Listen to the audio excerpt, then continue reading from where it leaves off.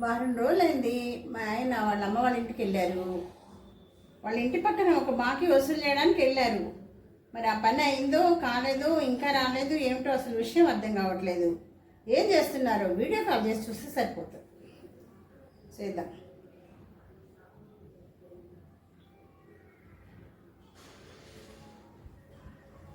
Ring అవుతుంది.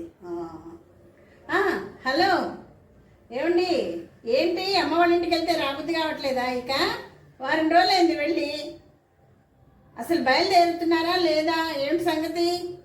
నాకేం అర్థం కావట్లేదు, అందుకే ఫోన్ చేస్తున్నా. నవ్వడం కాదు, విషయం చెప్పండి.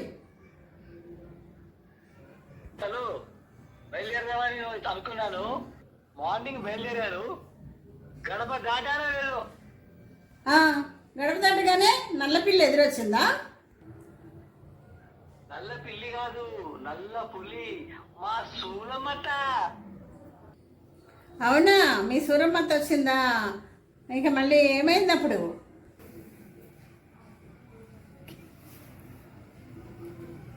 మళ్ళీ లోపలికి వెళ్ళాను. ఆమె సుత్తితోటి సూయితోటి తల ప్రాణం తూగకొచ్చింది అనుకో.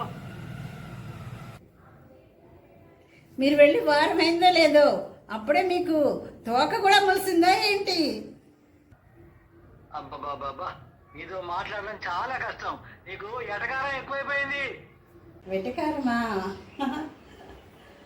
ఉప్పు కారం మాటేమో కానీ, ఉప్పు కారం మాట ఏమో కానీ, వెటకారం మాకు ఎంతో రుచండి.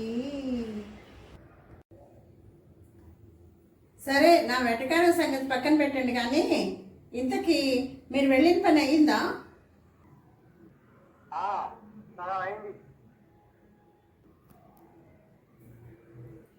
సగమైందా? అంటే మనకి ఇవ్వాల్సిన లక్షలు 50,000 వసూలైందన్నమాట.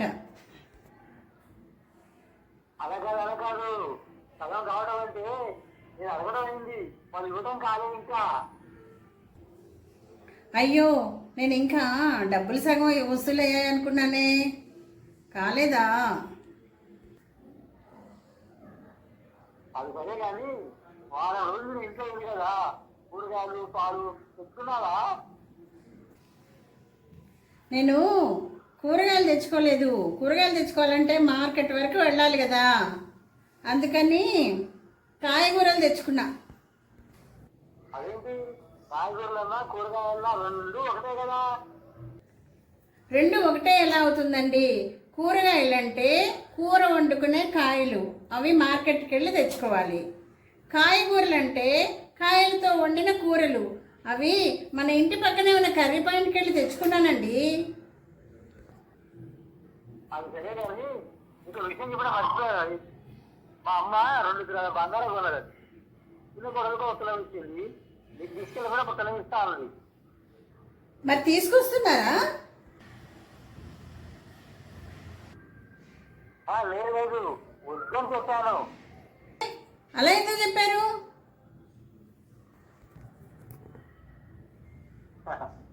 70,000 బంగారం ఇంట్లో ఉండగా ఇంకా బంగారం ఎందుకు?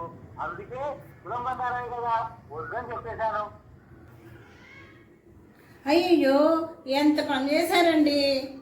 మీరు ఎప్పుడు ఎంజాయ్ చేస్తారు. అనవసరంగా తులం బంగారం పోగొట్టారు.